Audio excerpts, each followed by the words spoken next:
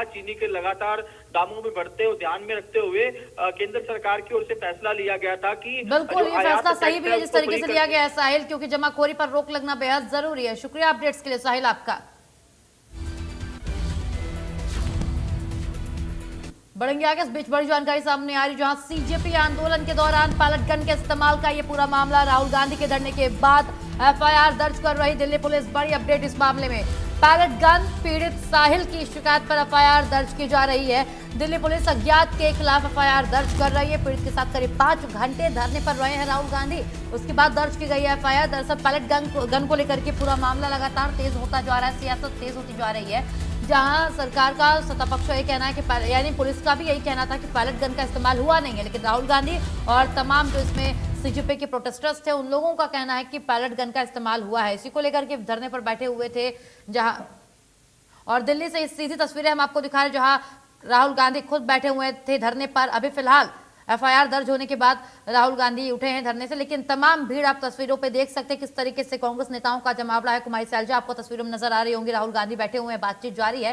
ये सीधी तस्वीरें दिल्ली से आपकी टीवी स्क्रीन पर, जहां पैलेट गन पीड़ित साहिल की शिकायत पर आखिरकार दर्ज हुई है एफआईआर, और एफआईआर दर्ज की जा रही, जिसके बाद राहुल गांधी अपनी मौजूदगी में एफआईआर दर्ज हो जाए इस बात को कंफर्म करते भी नजर आ रहे हैं, क्योंकि पैलेट गन का ये जो पूरा मामला है संसद के मानसून सत्र के पहले से ही गरमाया रहा, जिसको लेकर के पूरा सत्र भी सही से चल नहीं पाया था, और अब ये मामला शांत होता नजर नहीं आ रहा है। जहां पीड़ित के साथ करीब 5 घंटे, बता दें आपको जानकारी के लिए, राहुल गांधी बैठे हुए थे धरने पर। अंततः पुलिस की टीम आई, दिल्ली पुलिस ने एफआईआर दर्ज करने की बात कही और दर्ज कर लिया गया है एफआईआर अज्ञात के खिलाफ पीड़ित की शिकायत पर। बैठे हुए हैं धरने पर राहुल गांधी। सीधे तस्वीरें दिल्ली से, तमाम कांग्रेस के नेता मौजूद।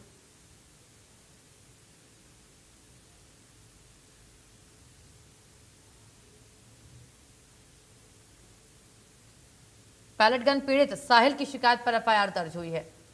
5 घंटे के धरने के बाद दर्ज हुई है एफआईआर। बढ़ेंगे आगे। वहीं कांग्रेस के प्रदर्शन को देखते हुए दिल्ली पुलिस अलर्ट मोड पर है। सीजेपी प्रदर्शन की तरह ही दिल्ली पुलिस ने सुरक्षा के कई लेयर की सुरक्षा की है, जहां मौके पर Delhi police, paramilitary forces, ITBP, CISF, CRP और एसएसबी को तैनात किया गया है, जहां संसद मार्ग अशोक रोड पर धीरे धीरे ट्रैफिक मूवमेंट बढ़ रहा है।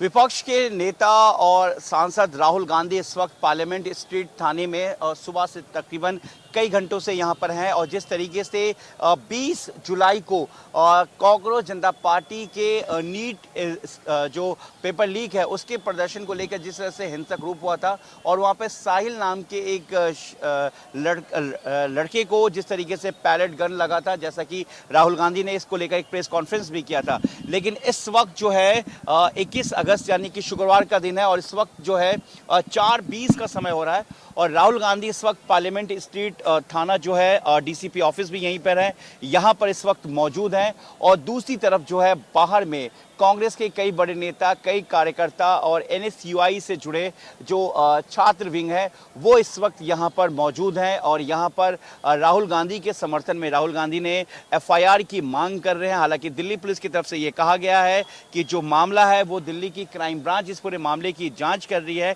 इसलिए ये शिकायत भी दिल्ली पुलिस की क्राइम ब्रांच के पास जाएगा। लेकिन यहाँ पर तकरीबन 4 घंटे से ज़्यादा का समय हो गया है, या यूँ कहें कि तकरीबन 6 घंटा होने जा रहा है। इस वक्त राहुल गांधी अंदर ही हैं। लगातार दिल्ली पुलिस की तरफ से ये कोशिश की जा रही है, अपील की जा रही है कि यहाँ पर BNSS यानी कि जो धारा है वो 163 लगाया गया है, यहाँ पे किसी तरीके का प्रदर्शन नहीं हो सकता।